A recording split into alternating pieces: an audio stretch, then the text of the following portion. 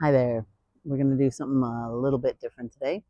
Um, so, this is the video about what makes a Jewish home.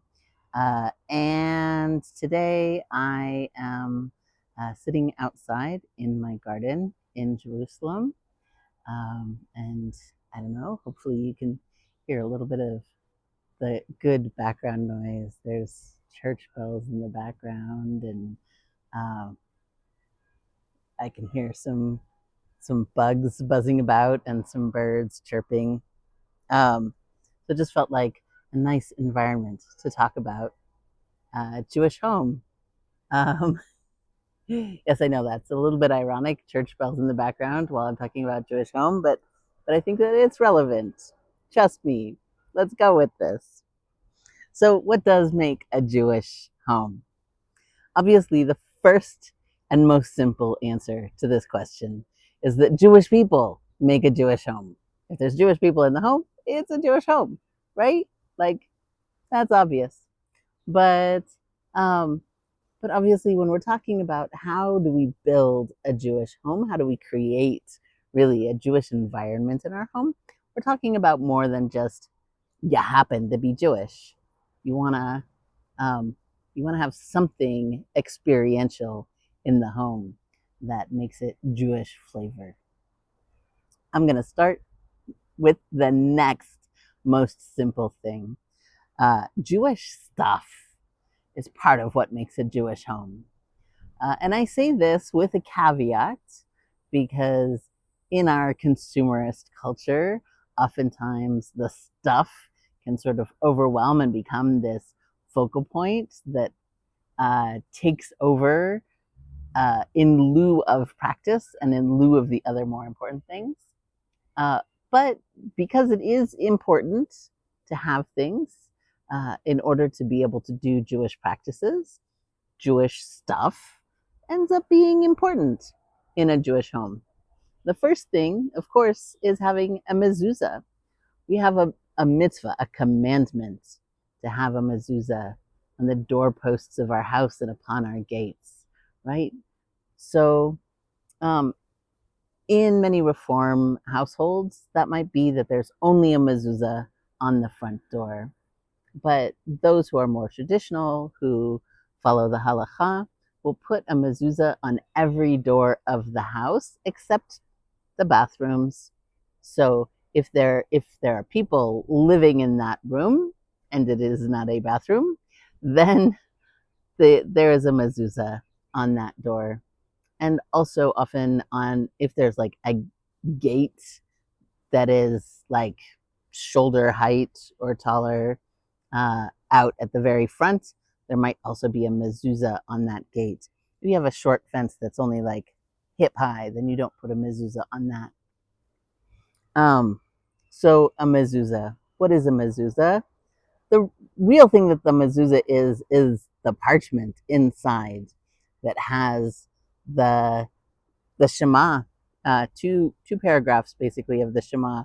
One, excuse me, that has Shema Yisrael Adonai Eloheinu Adonai Echad, and the Ve'ahavta that you're so familiar with, and then the second paragraph of the Ve'ahavta that basically gives you sort of like the rewards and punishment side.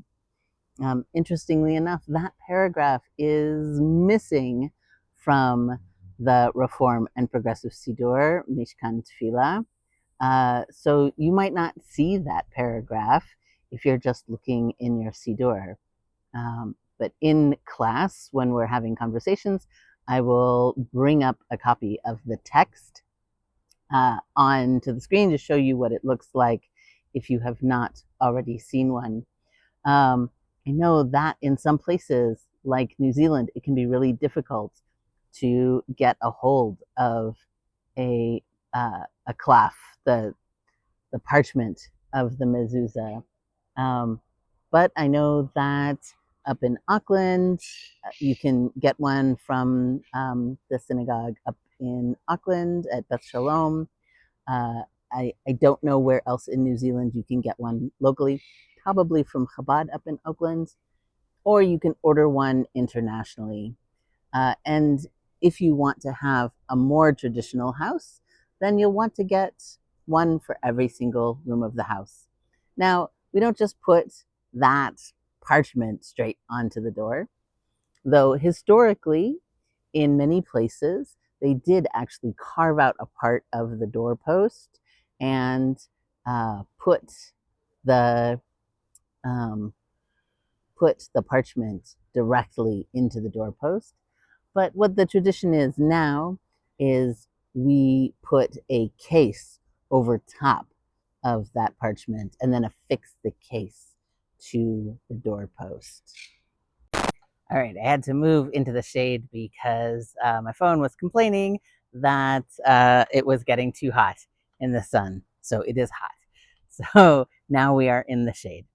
Um, so we put the mezuzah scroll into a case, and there are lots of different cases that you can buy. You can buy them online. You can buy them at a Jewish bookstore. At the synagogue. When you're in New Zealand, you can buy them at the synagogue bookstore, or you can make your own. You can make one out of wood or out of ceramic. You can get creative. This is an opportunity not just for consumerism, but also for your own art. And honestly, New Zealand could really use some artists. For those of you who are not in New Zealand, who wonder why I'm saying New Zealand all the time, it's because many of my students are in New Zealand. But if you're watching this video on YouTube and you're not in New Zealand, wherever you are also could benefit from more artists making beautiful Jewish items like mezuzot. And I think mezuzot are sort of a low barrier to entry in terms of an opportunity to make something that there aren't any real strict rules about how you have to make it, what it has to look like. And so you can just sort of look some things up and make them for yourself. So another thing that a Jewish home will usually have is some kind of candle holder for Shabbat. Uh, most families will light 2 Shabbat candles. Some families uh, light 1 candle for every member of the household. So if there's a husband and wife and 6 kids, they will light 8 candles. I did used to know a man who was a single man who only lit 1 candle because he said that as long as he was by himself, he would only light 1 candle. When he got married, his wife would light 2. Um, the tradition that I grew up with is that women always light 2 candles, at least 2 candles. And so you would want to have candlesticks. And they can literally be any kind of candlesticks. It doesn't really matter at all. It could be any old thing. So what makes something a Shabbat candlestick? Simply that you declare that it is a Shabbat candlestick. We have a concept of beautifying the mitzvah, and there's also a concept of something that is separate for a specific purpose, like Shabbat. It makes it more special when you use it for that purpose.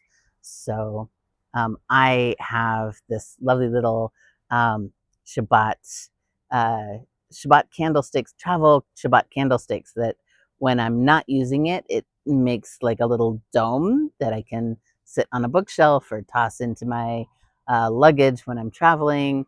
And then every Friday night, I take it and I put it on the table and I open it up, and there's a spot for 2 tea lights.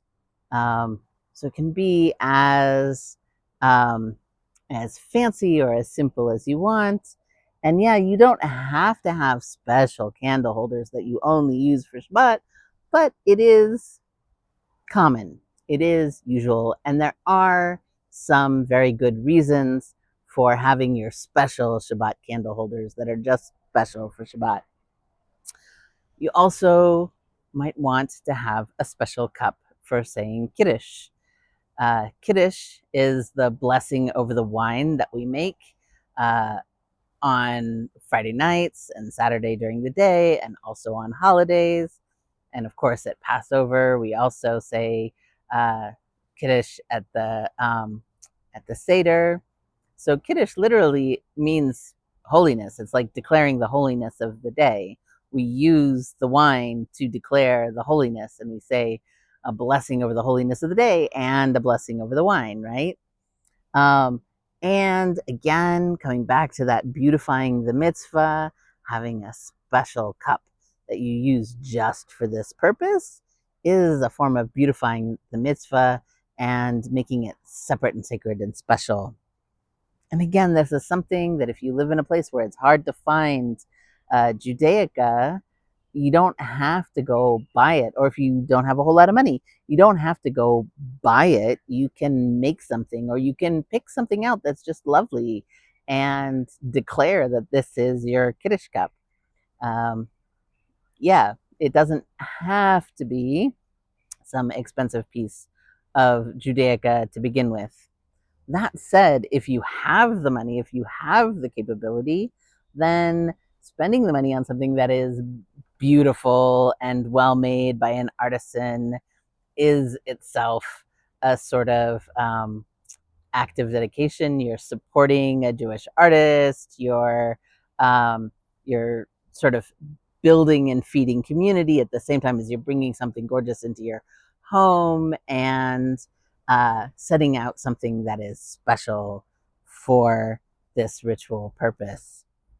Um, Another thing is having a Havdalah candle. So a Havdalah candle is different from a regular candle. Havdalah candles have multiple wicks, and the most common traditional Havdalah candle that I grew up with is a series of very thin candles that are woven together or braided together so that at the top there's like 4 or 6 or sometimes 8 wicks across the top, and you light all of the wicks together. These days here in Israel, I see a lot of uh, other kinds of candles, interesting shapes of candles that just happen to have at the top multiple wicks at the top, which is perfectly kosher as well. You can go with what you like.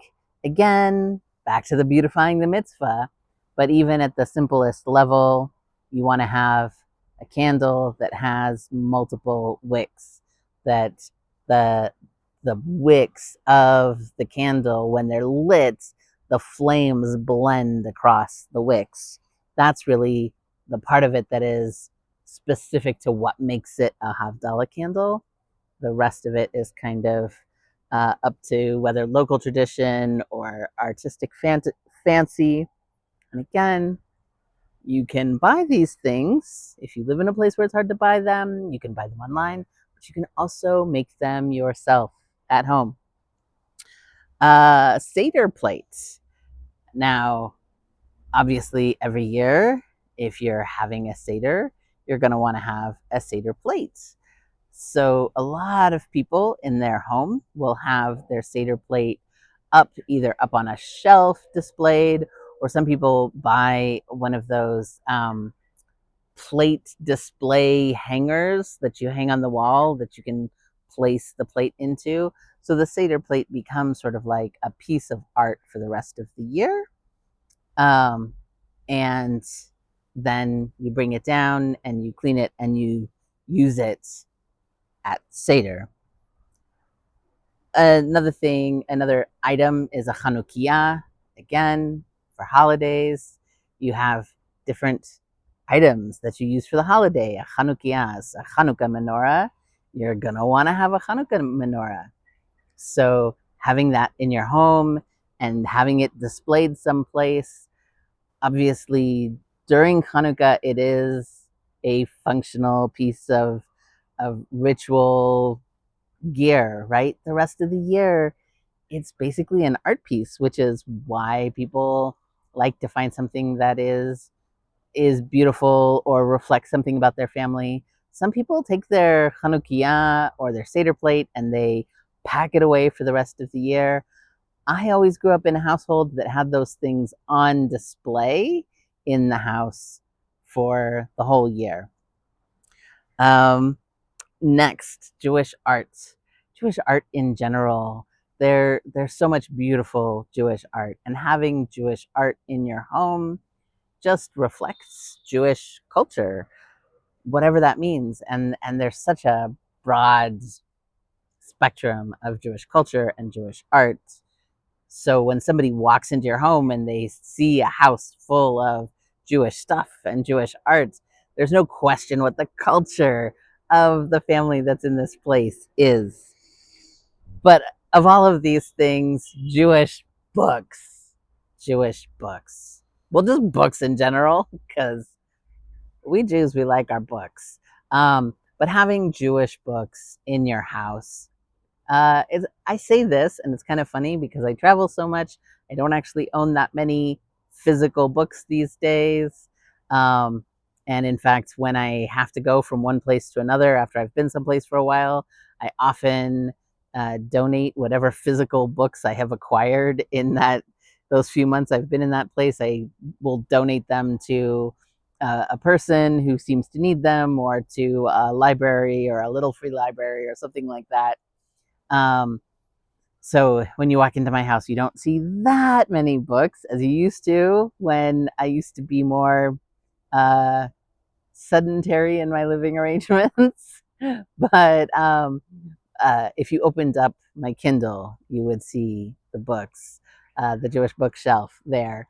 But um, but yeah, whether you do your books digitally or whether you do your books physically, there are going to be some books that you want to have as physical books, especially if you keep Shabbat.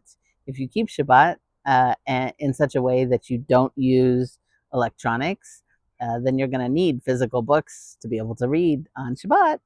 So having those around is kind of a marker of a Jewish home. And a tzedakah box. Now, this is an interesting one because when I was a kid, every single Jewish family I knew had a tzedakah box. It was a box with like a little slit, kind of like a piggy bank, but it was a box. And every week before lighting candles, we would put a few coins into that tzedakah box. I don't see tzedakah boxes as often in people's homes anymore. And I think part of that is because we don't use cash so much. And so we don't tend to have coins knocking around in our pockets the way we used to. And so um, maybe the age of the tzedakah box has gone away. But that said, as a piece of religious art and as an item that sort of marks out your values as a household, having a tzedakah box in the house is still a really wonderful thing, because even if you're not regularly putting coins or whatever kind of money into that tzedakah box, um, maybe it's going to remind you to uh, cash up somebody some tzedakah right before Shabbat, or make a donation to some charity right before Shabbat, or maybe you have a special account at the bank that is your charity account, and you move a little bit of money over there every so often, and then once every month or once every 3 months, you make a donation from that money from that little account into whatever charity that you're donating money to. Um, so one of the things when everything becomes so digitized, it stops being an intentional thought. You lose the awareness of it, and you lose sort of the benefit of the practice. There's a benefit in it because you're still doing something good, but part of the benefit in it is the action of doing this mitzvah. So when you have to take a step to make that donation uh, for tzedakah, I think it makes a big difference. So having a tzedakah box in your house, whether you're going to put money into it or whether it's there as a reminder to you to do the action digitally, of making a donation, I still think it's a really good idea. All right, another thing, sticking on the theme of things for right now, another thing that sets out a Jewish household is the absence of un-Jewish things. Now, this one is a bit more controversial and a little bit more sort of, um, not simple and straightforward, because what it means for something to be un-Jewish and where it is in the house or whether it belongs in your house or not, it has a wide variety of different opinions. If you are in a mixed household where one of you is Jewish and one of you is not Jewish, then obviously you're going to have some things in your house that are very much not Jewish and even might be considered un-Jewish. So one way to think about this is that you sort of have areas that are like, this is my Jewish area and that's your Christian area or your pagan area or whatever. Um, or you find some other way within your household to manage how that's going to work out for the two of you or however many of you are in the household.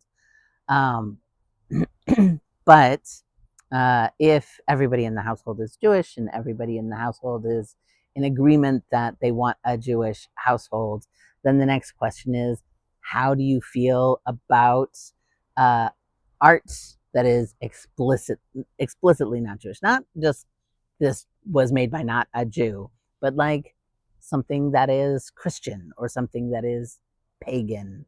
A lot of people go on trips to countries where there are practices of making spirit masks or idols for different gods, different deities, different spirits, whatever. And you might find some of that beautiful and you might bring it home. Now, some people would say you shouldn't have any of that in your household at all, not at all, at all, at all, period. Most traditional Orthodox rabbis would say that should be nowhere in your house. And yet, I have been in Orthodox households where they had stuff like that. And it was in its own space as like, this is sort of a museum exhibit. Specifically, I'm thinking of an anthropologist I knew back in the 90s. It's like, yes, I study anthropology. Of course, I'm going to have items from the communities that I work with and study with. And so he found his way to have that in his home in a way that did not, at least in his opinion or experience, diminish from the Jewishness of his house. But it's something that you should be considering. I'm not telling you how to make that rule. You can discuss that with your rabbi. And uh, even if you aren't discussing with the rabbi, and even if you do discuss it with the rabbi, you should still spend time considering the whats, the whys, the wherefores. Even if you're just following exactly what your rabbi says because your rabbi said to do it, it's still good to understand why your rabbi says it and to really let yourself sort of internalize the meaning for that. Um, so one of the things growing up for me that was like an absolute no-no, my parents would not allow Christmas tree or anything having to do with Christmas anywhere near our house. No Santa stuff, no Christmas stuff, none of that. That was an absolute, like, the worst thing ever as far as my parents were concerned. So not having a Christmas tree might be part of having a Jewish home. And again, I know families who are Jewish, but put up a tree every year because everybody does it. And this class is here for a pluralist community. And so I am not here within this pluralist community to say what is right or wrong, but rather to say, think about these things, consider them, talk to your rabbi, talk to your own spiritual leaders about these things, and consider them carefully. Any of these things that you do choose to bring into your home, you should be doing so with the full awareness of why and what that means and what impact that has on your Jewish practice. Um, so my notes just disappeared. Um, Statues is another one. I sort of talked about that already. Again, in your travels, you might find statues that are really pretty and you bring them home. Some people would say that no statues whatsoever of any kind should be in a Jewish household at all. It doesn't matter if it's just art and never had any religious aspect. And other people will say it's fine as long as it wasn't has no religious aspect to it, but don't bring in any kind of religious art. And then still others will say it's okay, even if it was religious art for somebody else, it's not religious art for you, and so that it's okay to have that. Um, so again, think carefully about what this means and whether such things should have a place at all in your home. And if they do have a place in your home, what is that place?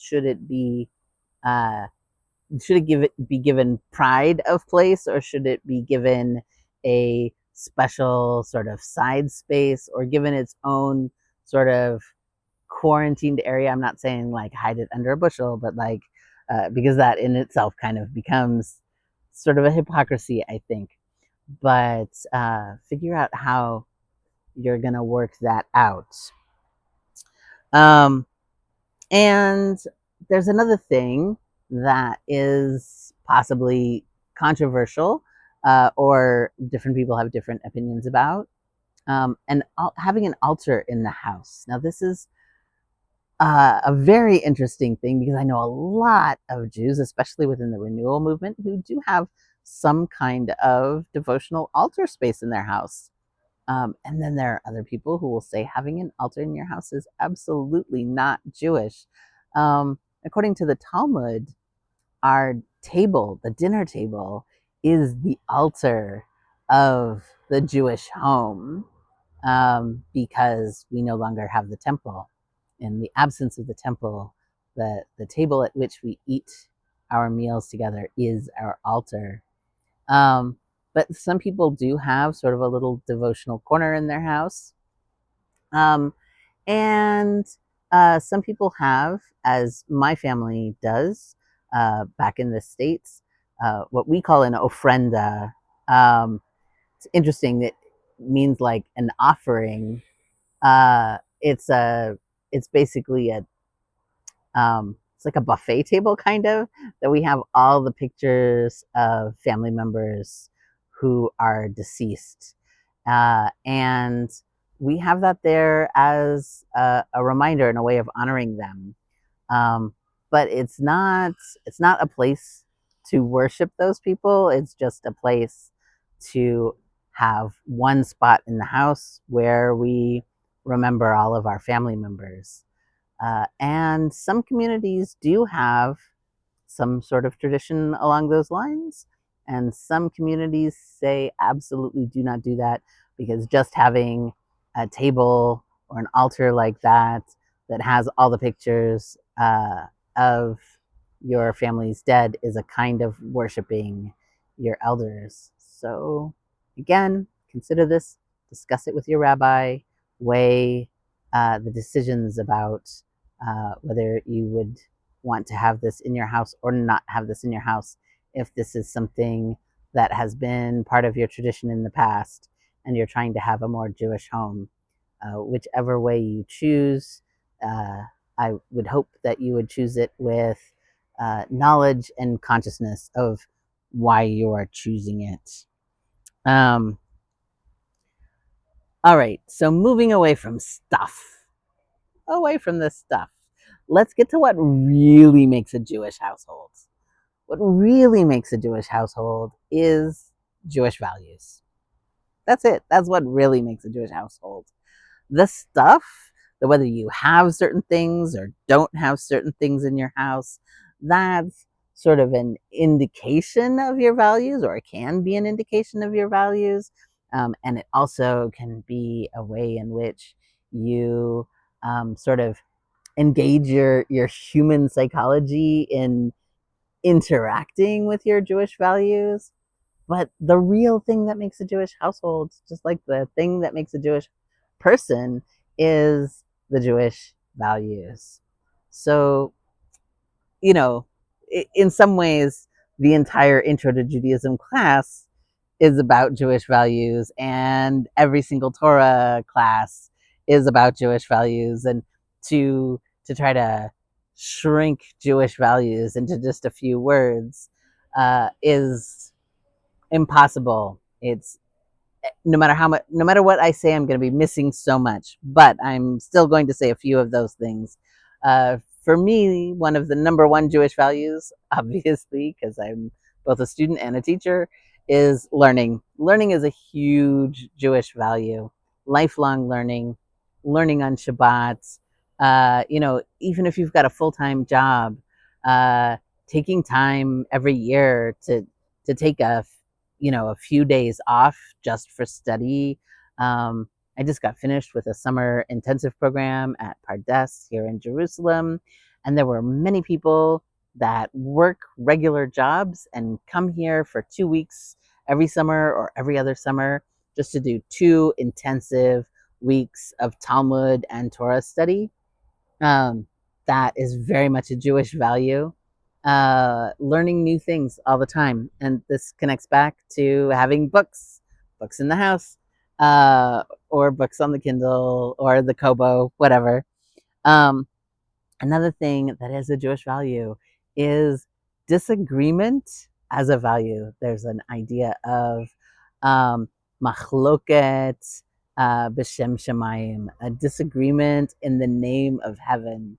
We don't have to agree on things, uh, and there is something beneficial to going through the process of debating with each other, even kind of like deeply arguing something with each other, not to win, but to understand more about what the other person is saying, listening deeply and also explaining deeply. You might end up changing your mind in the course of such disagreements, or you might walk away feeling very certain that your version is right. But to be able to have disagreements with deep respect for the other person is absolutely a Jewish value. Tzedakah. Tzedakah is often translated as charity, but it comes from the same root as the word justice. It is justice. It's an evening of the scales, so to speak. And so, to me, when I talk about tzedakah being a Jewish value, I'm talking about it both in terms of the financial act of giving tzedakah, as well as acts of doing charitable things in the world and working towards more justice in the world, whatever that looks like. Um, Another major Jewish value is hospitality. I love having people coming over to my house. The last few weeks on Shabbat, on Saturday afternoon, people come over to my house in the late afternoon, early evening, 5, 6 o'clock.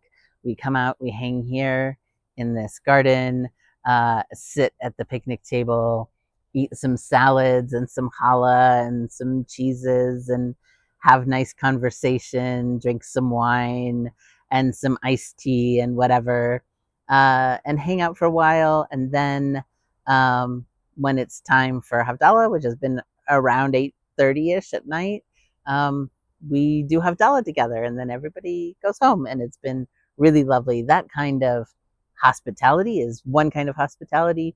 Having people over for Shabbat and for different holidays is a wonderful.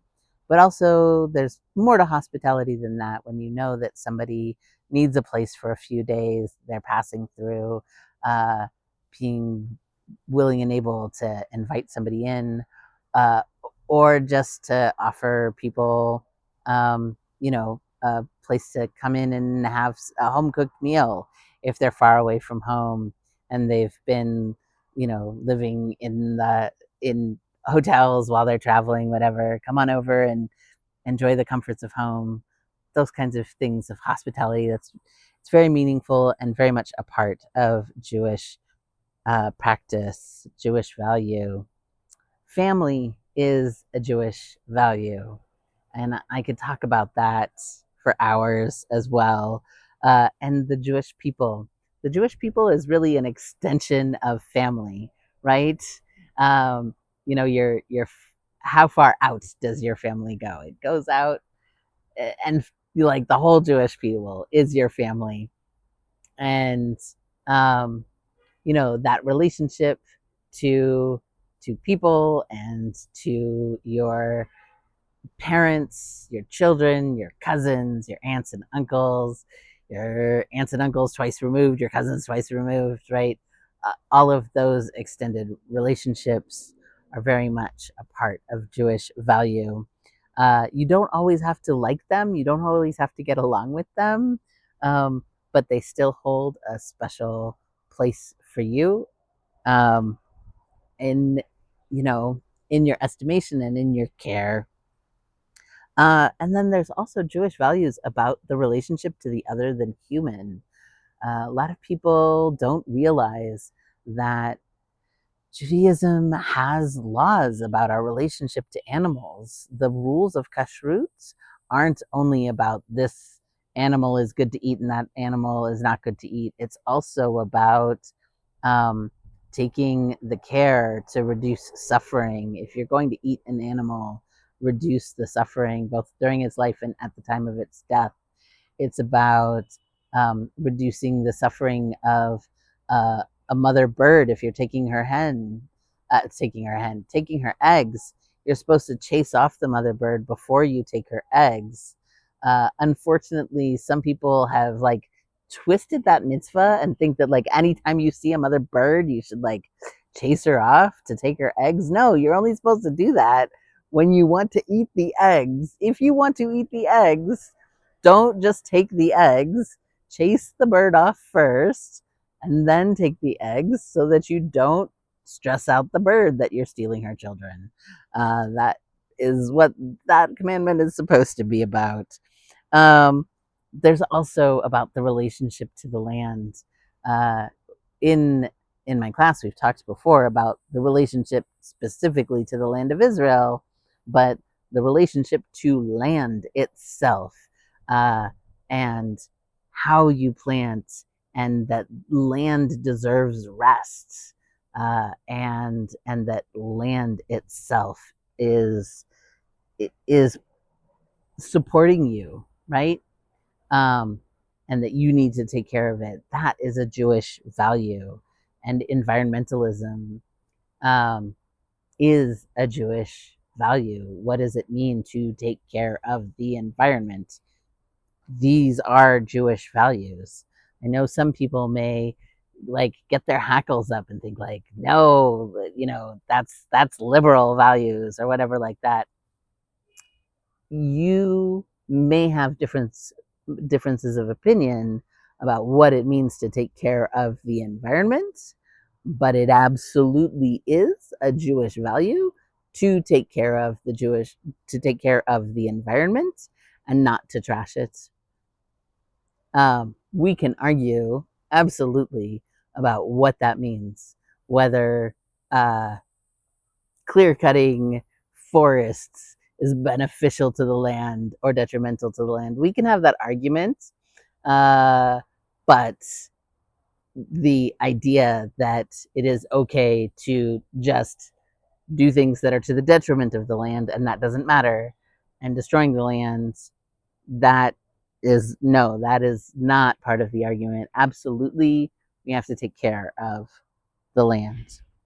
We also have values about how we interact with angels and other spirits, which for people who are totally rational Jews, that may not mean anything whatsoever because you don't believe in any, non physical things, and that's fine.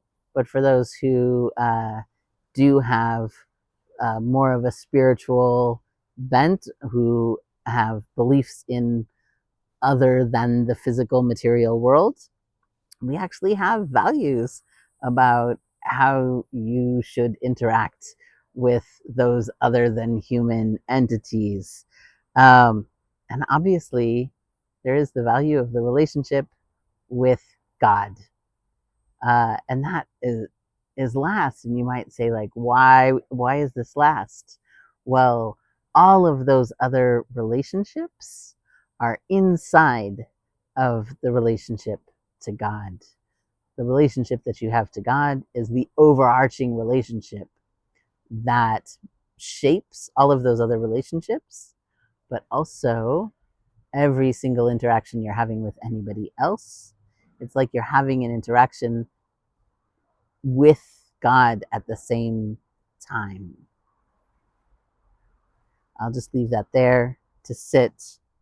So, if you want to study and think about Jewish values, one place to go look is in the Mishnah. There is a book called Avot, also known as Pirkei Avot.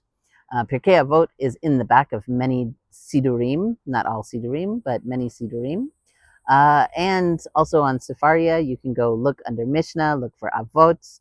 Pirkei Avot is a wonderful book to see uh, variant opinions about different things and to explore Jewish values. I say this because as you read through it, there are going to be some things that you read and you go, that's awful.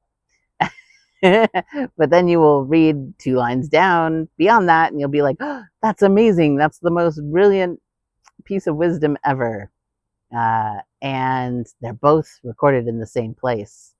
Remember what I said about the value of disagreement? Yeah, there's a reason why we recorded even the stuff that you and I would think is yuck, or that maybe I think is yuck and you think is good, and other things that you think is yuck and I think is good. We recorded those things on purpose for the purpose of the discussion, both in its time and in our own time. So yeah, check out Pirkei Avot. It's relatively short. It's not super hard to approach, and it's a great place to really dig in and think about what Jewish values are. And another place to think about Jewish values is Google Musar, Musar. So Musar is sort of a practice of personal development.